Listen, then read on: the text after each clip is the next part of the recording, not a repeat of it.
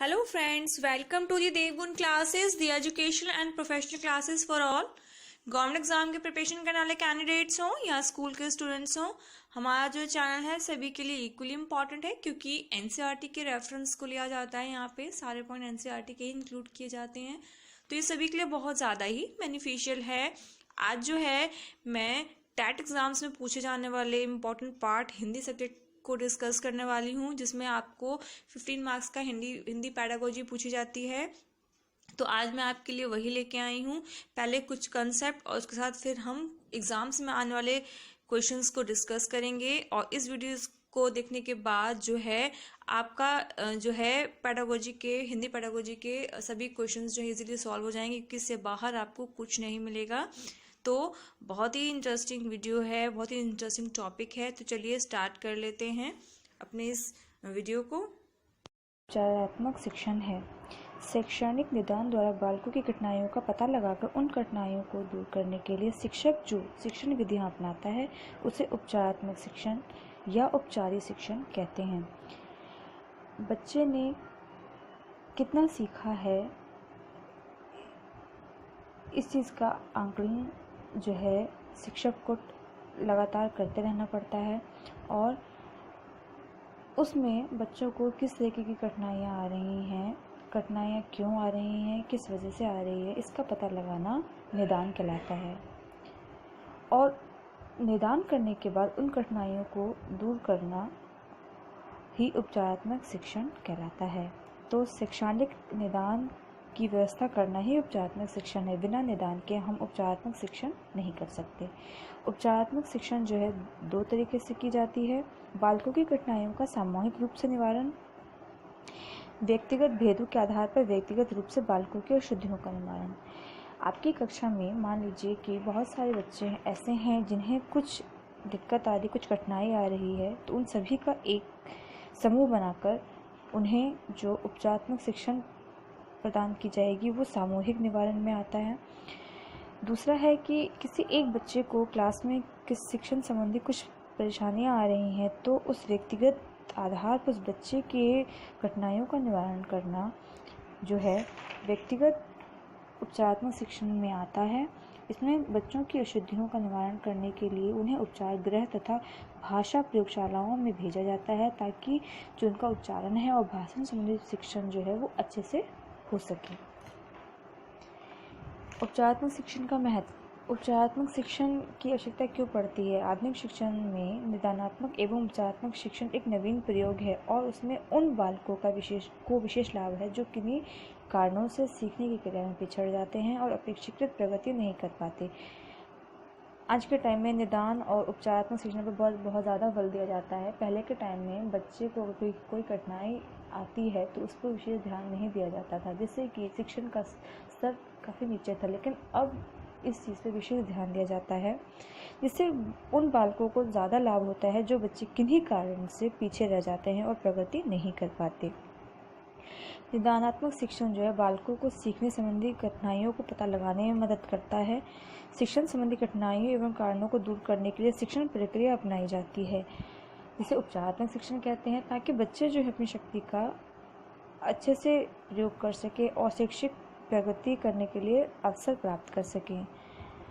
उन्हें बहुत ऐसे मौके दिए जाते हैं ताकि वो अपनी प्रतिभा, योग्यता, कुशलताओं को जो है बिना संकोच के, बिना किसी झिझक के सामने ला सके, वाद विवाद में प्रतियोगिता ले सकें और जो है अपने शिक्षण स्तर को बढ़ा सकें। उपचारात्मक शिक्षण द्वारा छात्रों की व्यक्तिगत कठिनाइयाँ दूर होती हैं और इन क्रियाओं से अन्य छात्रों के समय आदि की भी क्षति नहीं होती। किसी एक बालक विशिष्ट को कोई परेशानी है तो उस बालक की कठिनाई को दूर किया जाता है तथा अन्य बालकों की शिक्षण क्रिया पर कोई भी फर्क नहीं पड़ता और जो है उनका जो शिक्षण है वो सुचारू रूप से चलता है। शिक्षण अधिगम प्रक्रिया में पिछड़े बालकों की हीन भावनाएं दूर हो जाती हैं। बच्चे जो हैं आगे आते हैं, वो जो झिझक को दूर करते हैं और जिससे क्या होता है कि उनका जो व्यक्तित्व का पूरा विकास हो पाता है। भाषा संबंधी कुछ दोष हैं। ध्वनि परिवर्तन, बच्चा बोलते वक्त तेज बोलता है, धीरे बोल जाता है, डर के बोलता है, घबराहट से बोलता है, हकलाना, तुतलाना, बच्चा एक ही शब्द को बार बार रिपीट करता है, तुतलाता है, अस्पष्ट उच्चारण करता है, उच्चारण तेज कर लेता है, उसके उच्चारण की गति जो है वो एक समान नहीं रहती। तो ये कुछ भाषा संबंधी दोष है जो बच्चों के अंदर आ जाती है। तो इन दोषों का निवारण करने के लिए कुछ विधियां होती हैं जिस पर विशेष ध्यान देना चाहिए, ताकि शिक्षक जो है अपने बच्चों की उच्चारण संबंधी, पठन संबंधी परेशानियों को दूर कर सके। उसमें सबसे पहला है उच्चारण अंगों की चिकित्सा। अगर उच्चारण करने वाले अंगों में कोई दोष है तो उसे चिकित्सक के पास ले जाके उसकी जांच करानी चाहिए, जैसे कि श्वास नालिका, कंठ में, जीभ, नाक, तालु, ओष्ठ में कई बार दिक्कतें होती हैं जिसके कारण बच्चे जो है स्पष्ट उच्चारण नहीं कर पाते। तो इस पर ध्यान देना चाहिए। शुद्ध उच्चारण वाले लोगों का साथ, बच्चों को उन लोगों का अनुकरण करवाना चाहिए जो विद्वान हैं, जो शुद्ध उच्चारण करते हैं, पठन पाठन में उनकी बहुत ज़्यादा कुशलता होती है। इसके लिए उन्हें रेडियो, ग्रामोफोन, टेप रिकॉर्डर आदि का माध्यम भी प्रदान करना चाहिए ताकि उसे सुनकर वो उसका अनुकरण कर सकें। उच्चारण प्रतियोगिता, बच्चों को श्यामपट्ट पर लिखकर उनसे उच्चारण करवाना चाहिए, उनके लिए प्रतियोगिता रखनी चाहिए और उन्हें पुरस्कार भी देना चाहिए ताकि बच्चा सामने आए, अपनी झिझक को भूलकर वो प्रतियोगिता में भाग ले, ताकि उसका जो उच्चारण है वो भी सुधरे और उसके अंदर की जो हीन भावना है वो भी खत्म हो जाए। फिर है ध्वनि यंत्रों का समय ज्ञान। ध्वनि जो है, अलग अलग अक्षरों की ध्वनि अलग अलग होती है और इसका जो उच्चारण स्थान भी अलग अलग होता है। तो बच्चों को इस चीज़ का अंतर कराना बहुत ज़रूरी है कि जो ध्वनि निकल रही है वो जीभ से है, ओठ से है, कंठ से है, जो ध्वनि निकल रही है वो अल्पप्राण है, महाप्राण है, घोष है, अघोष है, घर्षण वाले शब्द हैं। इन चीज़ों का ज्ञान कराना उन्हें बहुत ज़रूरी है ताकि समय रहते ही वो अपने उच्चारण को सुधार सके, क्योंकि 18 वर्ष की उम्र के बाद बच्चे में जो ये दोष रह जाते हैं तो उनको सुधार पाना बहुत ही मुश्किल हो जाता है। आप तभी कई बार देखते होंगे कि कुछ बच्चे जो है श और सौ में फ़र्क नहीं कर पाते, ड और ड़ में फ़र्क नहीं कर पाते, छ क्षत्रिय और छत्री में फ़र्क नहीं कर पाते। तो इन चीज़ों पर ध्यान देना बहुत ज़्यादा ज़रूरी होता है।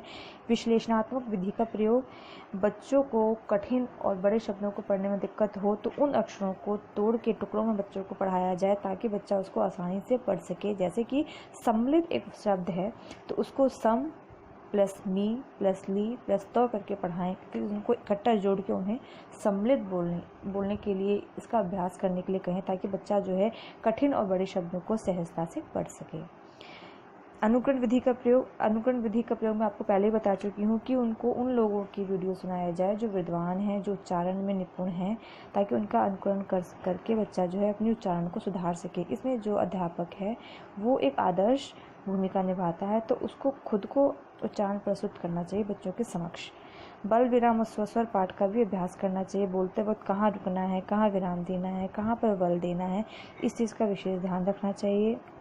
मानसिक संतुलन हेतु प्रयास, कुछ बच्चों के अंदर जो है वो झिझक होती है, वो बोलने के लिए सामने नहीं आता या कई बार गलत बोल जाता है, तो हमें बच्चों को जो है डांटना नहीं चाहिए बल्कि उन्हें प्रोत्साहित करना चाहिए, उन्हें और आगे आने के लिए कहना चाहिए ताकि बच्चे के अंदर की जो झिझक खत्म हो, उसका मानसिक संतुलन सुधरे और उसका जो उच्चारण है वो भी सुधर सके। व्यक्तिगत एवं सामूहिक विधि का प्रयोग, व्यक्तिगत और सामूहिक रूप से भी जो है बच्चों को कक्षा में इन कठिनाइयों को दूर करने के लिए मौका मिलना चाहिए।